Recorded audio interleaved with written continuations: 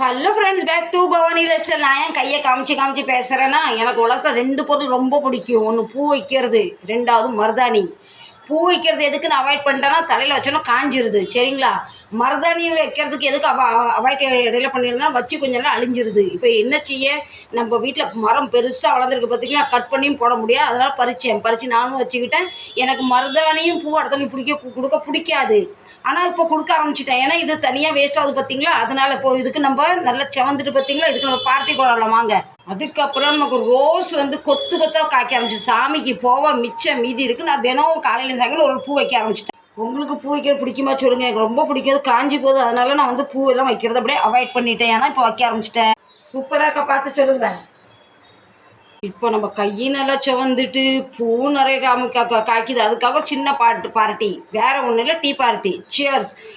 நான் எப்பவும் சாயங்காலம் டீ குடிக்க மாட்டேன். இப்போ இன்றைக்கி டீ